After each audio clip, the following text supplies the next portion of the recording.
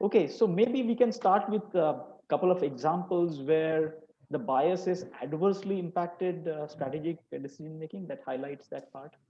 Okay, so Indians, particularly those of our age and background, would probably remember the debacle that we faced in 1962 in the Sino-Indian War. Sure. Right? At that time, Pandit Nehru was convinced that China would not attack India. So strong was his belief that he ignored information that China was massing troops in the northern and northeastern borders of India. He did not order military preparations nor diplomatic initiatives to counter China's designs. And the result was a devastating military loss and loss of hundreds of square kilometers of territory in that war. So Nehru's decision or passivity can be attributed to confirmation bias.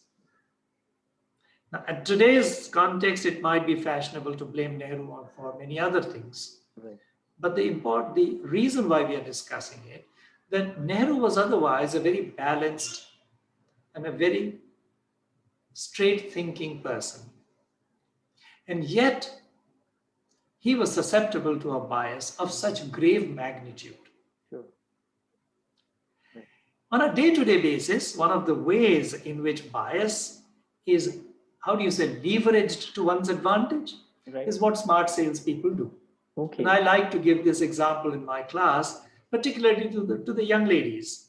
And I tell them, look, when you go out to buy a nice sari or a dress, right, you probably begin with a budget in your mind.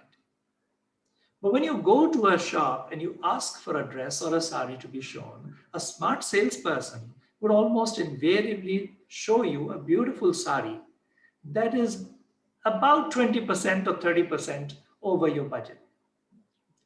And you, of course, being the intelligent people you are, you would reject that option.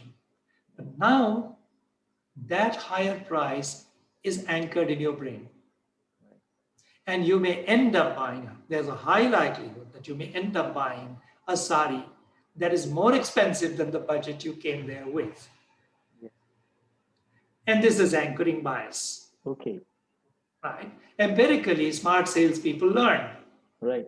how to leverage anchoring bias in their customers. Right. So bias. it cuts both ways. Yeah. So you're saying it has this both sides. One is, Yes, of course. example highlights that it has a slippery slope. And, Yes. this second example points out that you can leverage it to your advantage as well. Yes. But remember, the customer in this case is the one that suffers. That's true. And bias necessarily means that there is an error of judgment that led to a suboptimal choice.